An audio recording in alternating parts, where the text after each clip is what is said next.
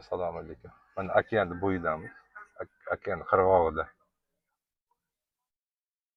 Hozir bu yerda shunday joylar bor ekanki, 33 dollar to'lasangiz, okeanni oldiga parkovkaga ruxsat berar ekan. Mana shu mashinalar o'sha uzoqdan kelyapti, 1 kilometrdan oshiq joylardan. Hozir mana shular hammasi shunday bo'lib kirib, dam olish o'zlarini haligi palatkalari bilan kelib olib, bemalol oilasi bilan dam olayotgan joylar mana. Shuni hisobiga bu tomonda sal plyajlar kam. Biz Daytona shahridan ancha chiqib ketdik, bir 10-15 kilometr tashqariga chiqib ketdik hozir. Sababi biz maqsad tomosha qilish, maqsad aylanish. Mana endi hozir keyin okeanni qirg'og'iga tushib, okeanni nimasini ko'ryapmiz, ya'ni yaqinroq. Shuncha mashina, shuncha dam oluvchi. Ular juda ham ko'p odam bugun dam olgani kelibdi. Bu yerdagi nimalarni ko'rsangiz, mehmonxonalar. Shuncha odam qayerda? Lekin hammasi to'la. Hammasi to'la.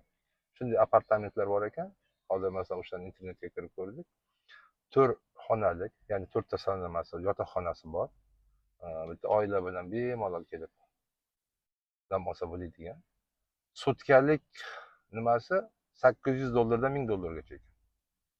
Bir sutkasiga.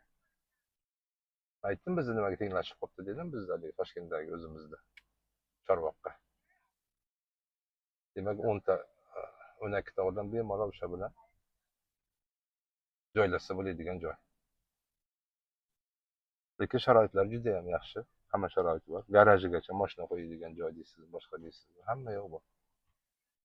Hozir biz o'sha zonadan chiqib ketdik hozir. Haligi nima deydi, dikki zonaga yetib kelyapmiz почти. Odamlarning o'zini dam oladigan joylariga. Bu yerlarda shunaqa ekan. Biz kamida 1 kilometrdan beri kelyapmiz. Mashinalar to'la odamlar dam oladigan joylar. Hammasi. Shuni hisobiga odamlar plyajlarda odamlarga o'sha yotoqxonasi bor joylarda atrofiga tushidingiz juda ham ko'p.